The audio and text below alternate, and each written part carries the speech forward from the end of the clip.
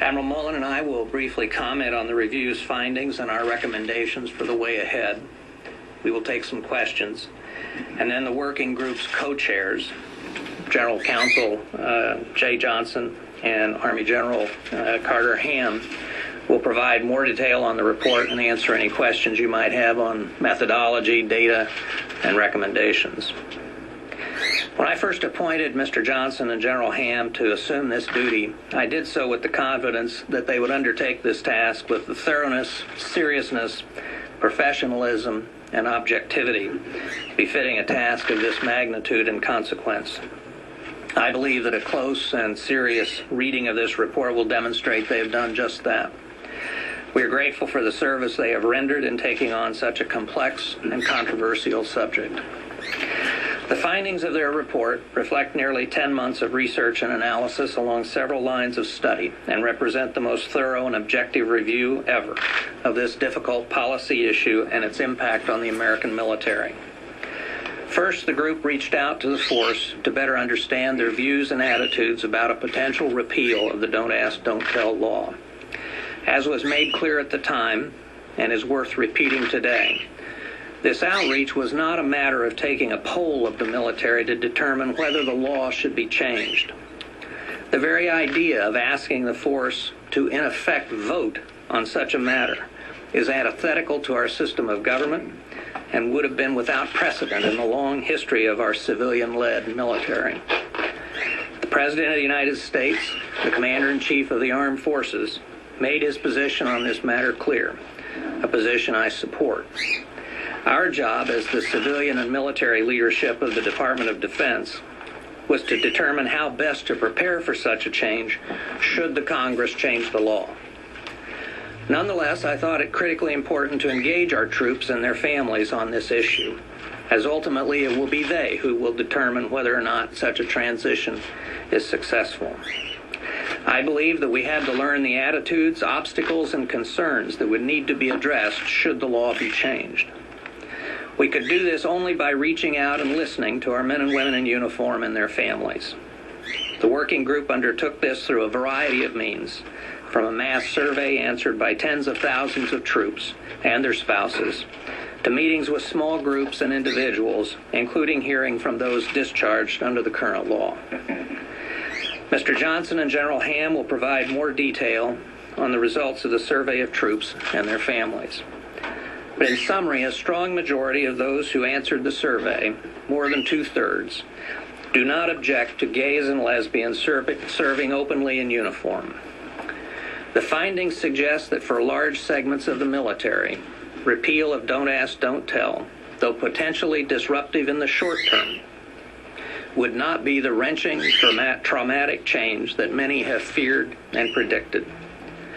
The data also shows that within the combat arms specialties and units, there is a higher level of discontent, of discomfort, and resistance to changing the current policy. Those findings and the potential implications for America's fighting forces remain a source of concern to the service chiefs and to me. I'll discuss this later. Second, the working group also examined thoroughly all the potential changes to the department's regulations and policies dealing with matters such as benefits, housing, relationships within the ranks, separations, and discharges. As the co-chairs will explain in a few minutes, the majority of concerns often raised in association with the repeal, dealing with sexual conduct, fraternization, billeting arrangements, marital or survivor benefits, could be governed by existing laws and regulations. Existing policies can and should be applied equally to homosexuals as well as heterosexuals. While a repeal would require some changes to regulations, the key to success, as with most things military, is training, education, and above all, strong and principled leadership up and down the chain of command. Third, the working group examined the potential impact of a change in the law on military readiness, including the impact on unit cohesion, recruiting and retention, and other issues critical to the performance of the force. In my view, getting this category right is the most important thing we must do. The U.S. Armed Forces are in the middle of two major military overseas campaigns, a complex and difficult drawdown in Iraq, a war in Afghanistan, both of which are putting extraordinary stress on those serving on the ground and their families. It is the well-being of these brave young Americans, those doing the fighting and the dying since 9/11, that has guided every decision I have made in the Pentagon since taking this post nearly 4 years ago. It will be no different on this issue. I am determined to see that if the law is repealed, the changes are implemented in such a way as to minimize any negative impact on the morale, cohesion, and effectiveness of combat units that are deployed, about to deploy to the front lines. With regards to readiness, the working group report concluded that overall and with thorough preparation, and I emphasize thorough preparation, there is a low risk from repealing Don't Ask, Don't Tell. However, as I mentioned earlier, the survey data showed that a higher proportion, between 40 and 60%, of those troops serving in predominantly all-male combat specialties, mostly Army and Marines, but including the Special Operations formations of the Navy and the Air Force, predicted a negative effect on unit cohesion from repealing the current law. For this reason, the uniformed service chiefs are less sanguine about the working group about the level of risk of repeal with regard to combat readiness. The views of the chiefs were sought out and taken seriously by me and by the authors of this report. The chiefs will also have the opportunity to provide their expert military advice to the Congress, as they have to me and to the President. Their perspective deserves serious attention and consideration, as it reflects the judgment of decades of experience and the sentiment of many senior officers. In my view, the concerns of combat troops as expressed in the survey do not present an insurmountable barrier to successful repeal of Don't Ask, Don't Tell. This can be done and should be done without posing a serious risk to military readiness. However, these findings do lead me to conclude that an abundance of care and preparation is required if we are to avoid a disruptive and potentially dangerous impact on the performance of those serving at the tip of the spear in America's wars. This brings me to my recommendations on the way ahead. Earlier this year, the House of Representatives passed legislation that would repeal Don't Ask, Don't Tell after a number of steps take place. The last being certification by the President, Secretary of Defense, and the Chairman that the new policies and regulations were consistent with the U.S. military's standards of readiness, effectiveness, unit cohesion, and recruiting and retention. Now that we have completed this review, I strongly urge the Senate to pass this legislation and send it to the President for signature before the end of this year. I believe this is a matter of some urgency because, as we have seen in the past year, the federal courts are increasingly becoming involved in this issue. Just a few weeks ago, one lower court ruling forced the department into an abrupt series of changes that were no doubt confusing and distracting to men and women in the ranks. It is only a matter of time before the federal courts are drawn once more into the fray, with the very real possibility that this change would be imposed immediately by judicial fiat, by far the most disruptive and damaging scenario I can imagine, and one of the most hazardous to military morale, readiness, and battlefield performance. Therefore, it is important that this change come via legislative means. That is, legislation informed by the review just completed. What is needed is a process that allows for a well-prepared and well-considered implementation. Above all, a process that carries the imprimatur of the elected representatives of the people of the United States.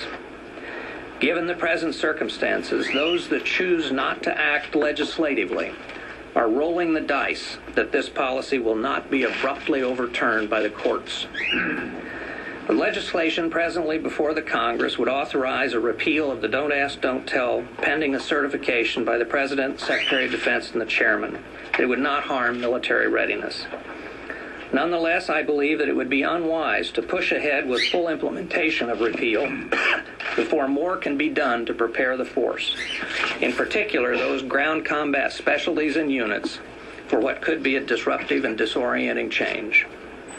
The working group's plan, with a strong emphasis on education, training, and leader development, provides a solid roadmap for a successful full implementation of repeal, assuming that the military is given sufficient time and preparation to get the job done right. The Department has already made a number of changes to regulations that, within existing law, applied more exacting standards to procedures investigating or separating troops for suspected homosexual conduct. Changes that have added a measure of common sense and decency to a legally and morally fraught process. I would close on a personal note and a personal appeal. This is the second time that I have dealt with this issue as a leader in public life. The prior case being at CIA in 1992, when I directed that openly gay applicants be treated like all other applicants. That is, whether as individuals they met our competitive standards. That was and is a situation significantly different in circumstance and consequence than confronting the United States Armed Forces today. Views toward gay and lesbian Americans have changed considerably during this period and have grown more accepting since Don't Ask, Don't Tell was first enacted. But feelings on this matter can still run deep and divide, often starkly along demographic, cultural, and generational lines, not only in society as a whole, but in the uniformed ranks as well. For this reason, I would ask, as Congress takes on this debate, for all involved, to resist the urge to lure our troops and their families into the politics of this issue.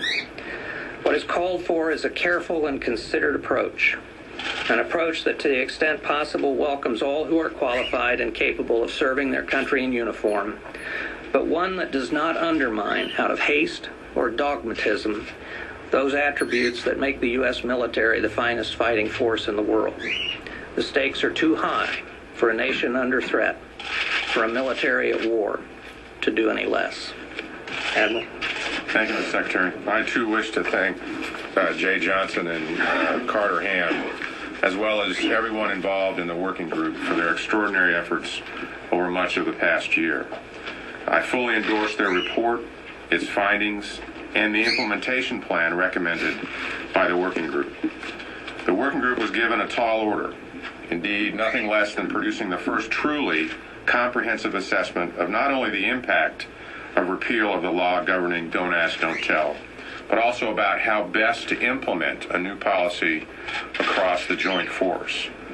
As the Secretary indicated, the working group surveyed our troops and their spouses, consulted proponents and opponents of repeal, and examined military experience around the world. They also spoke with serving gays and lesbians, as well as former members of the military who are gay and lesbian. The result is one of the most expansive studies ever done on military personnel issues, and I applaud the time that was taken to arrive at solid, defensible conclusions. More critically, I was gratified to see that the working group focused their findings and recommendations rightly on those who would be most affected by a change in the law. Our people, all of our people. And so, for the first time, the chiefs and I have more than just anecdotal evidence and hearsay to inform the advice we give our civilian leaders. We've discussed this issue extensively amongst ourselves and with the Secretary. And the chiefs and I met with the President as recently as yesterday. I only want to add 3 points to what the Secretary has already laid out. First, I think it's noteworthy that the working group found strong leadership to be the single most important factor in implementing any repeal. That may sound fairly obvious, but it is a key, critical point. We all have our opinions, and those opinions matter.